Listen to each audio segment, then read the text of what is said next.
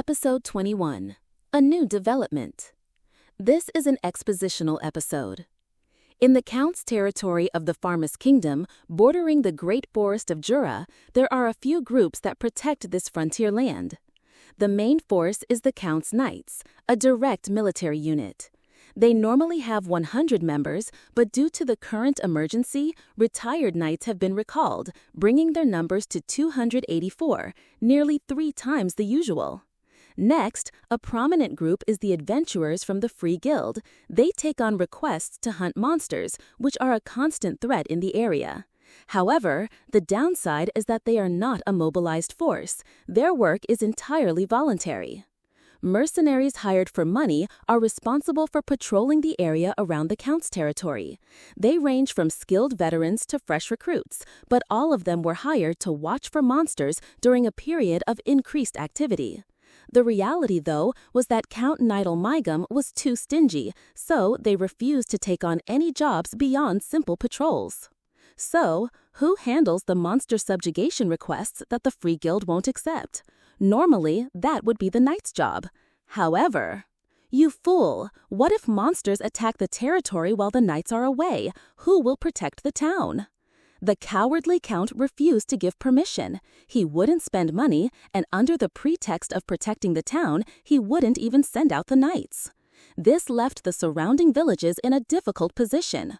When they reported monster damage, neither the guild nor the lord would act. For the guild, it was a matter of strict policy. They couldn't accept a monster subjugation request if they knew they couldn't win. They weren't allowed to take on a task that would put their members at risk. For example, to hunt a rank B+ monster, a team of multiple adventurers of the same rank, 3 or more, according to guild regulations, is required. Even if 10 B-rank adventurers were to take on such a monster, some would surely die, even if they won. You can't just send adventurers out to hunt a monster as soon as it's sighted. Normally, even in this frontier region, there are several B+ adventurers, but the problem was the frequency of monster appearances. They were simply overwhelmed. The time it took for a team to accept a request, complete it, and return was a serious issue. A dedicated organization was needed to patrol the villages and handle the monster threat. Faced with this situation, Count Nidal begrudgingly established a new group, the Frontier Guard. It consisted of 30 men. These were small-time villains, people who had gotten into trouble in the villages and fled to the town, or hotheads who had caused a ruckus and been arrested. The Count had a reformatory facility to house them. They were forced to do menial labor for the knights and sometimes served as their mock battle opponents. The Count appointed, or rather saddled one of them, with the title of captain and tasked them with patrolling the villages. For Count Nidal, it was nothing more than a gesture to show the villages that he was doing something. He didn't care if they died, it wouldn't hurt his own pocket. That's how he started this group. But, what a sly old fox. Well, I'll take it as a chance to be free. This man, Yum, would soon rise to prominence. He was originally a person who would have likely remained a small-time villain, perhaps rising to the level of a back-alley boss, but never making his way onto the historical stage. Led by him, the Frontier Guard would later achieve remarkable success and become the saviors of the frontier villages. Fuse, the guildmaster of the Free Guild's Blumund branch, which belongs to the small nation of Blumund. His skills are proven. He's a highly capable adventurer who has reached rank A-. As he promised Baron Beluard, he immediately launched his own investigation. His intelligence unit had already confirmed there was no movement from the Empire. He considered that the Empire might not act, but he couldn't take any chances, so he continued to have them monitor the Empire. It wasn't his primary job, but he accepted it as a necessary part of the situation. That's when he received word that another investigative team had returned. He entered the room and sat down on a sofa in the reception area where top-secret conversations were held. Sitting opposite him were 3 people, 2 men and a woman. They were B-rank adventurers. There was Guido, a thief who was an expert in stealth and intelligence gathering.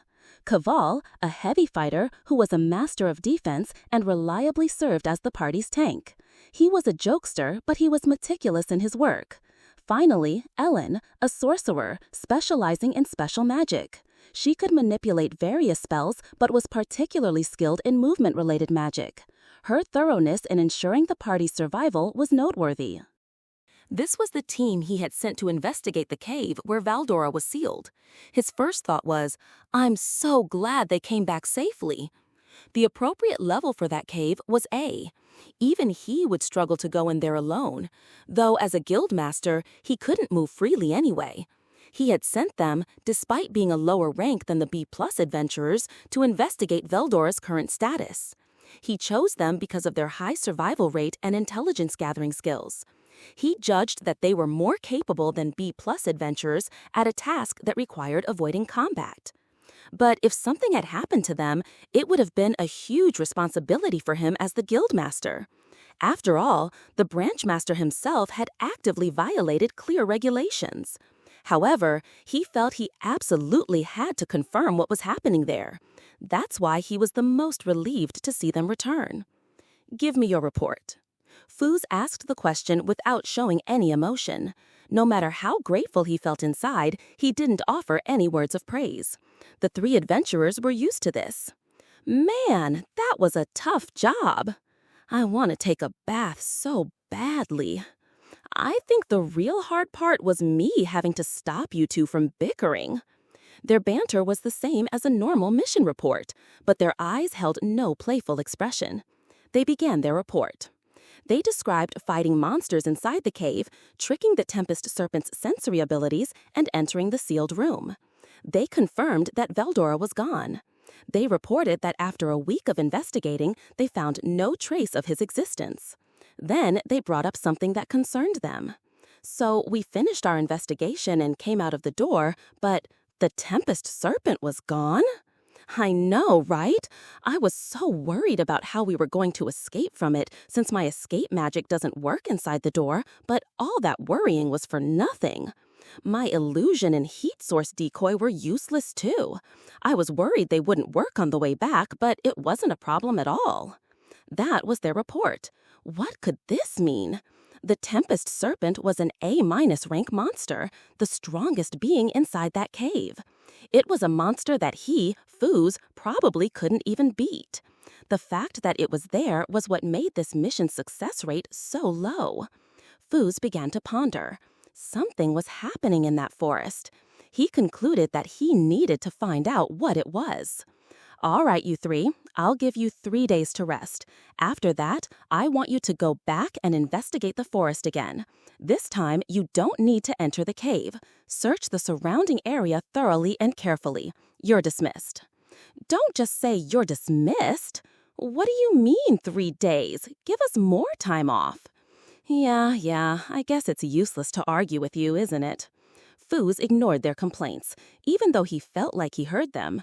He was more focused on processing the information he had just received. What on earth was happening in that forest? He thought deeply. When he opened his eyes, he noticed 3 resentful gazes fixed on him. "What are you waiting for? Get going." With that, he chased the 3 of them out. Hinata Sakaguchi was bored. She was in her private quarters within the palace of the Holy Empire of Ruberios. This world, she thought, was boring. When she was dropped into this world, Hinata was only 15 years old. It was the day of her high school entrance ceremony. She had gone to school only to avoid being at home. On the way back, as she passed a shrine she always walked by, a sudden gust of wind blew. She closed her eyes. When she opened them again, an unfamiliar landscape stretched before her. Hinata was happy. She thought she had finally been freed from her mother, who was obsessed with religion and neglected her home. Her father had disappeared long ago. He had gambled on a long shot at the horse races, and all that was left was an enormous debt. Unable to bear his violence, her mother had sought refuge in religion. Hinata had even arranged for her mother to receive his life insurance money by killing her father. If only she had waited a little longer, the insurance money would have been released. She hadn't made any mistakes that would have led to her being found out. That's why her father's disappearance was accepted. But, looking back, she would have had to commit another murder. She would have had to kill the religious figures who had manipulated her mother and, eventually, her mother herself. Hinata calmly analyzed the situation. That was why she didn't want to be at home. She thought that in this world, no more killing would be necessary. But, hey, there's one over here too. Oh, she's a young girl. We hit the jackpot. I wonder if anyone would notice if we had a little taste before we sold her. The men chattered as they surrounded her. It's the same here too. The world was filled with despair. That's how it felt. This world full of ugly people. It should just perish.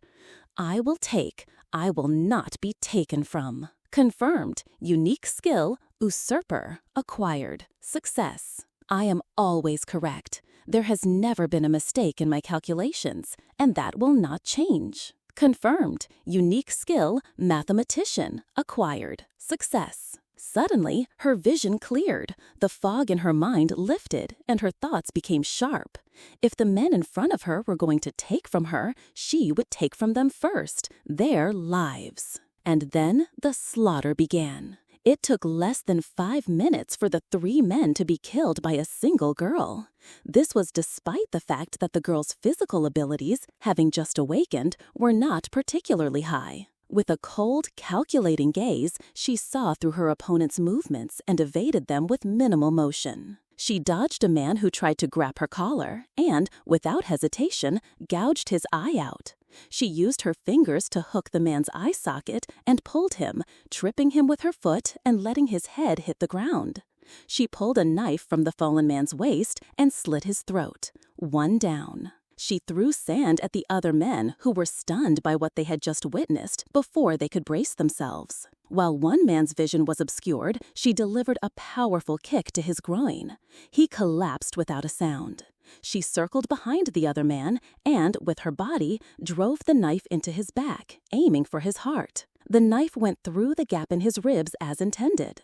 When she pulled it out, blood gushed out, staining Hinata. The warmth of the blood was pleasant.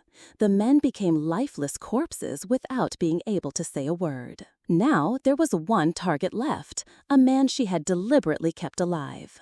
Hinata approached the man, clutching his groin, and knelt down. She could have instilled fear in him, but she didn't. There was a possibility he had more allies.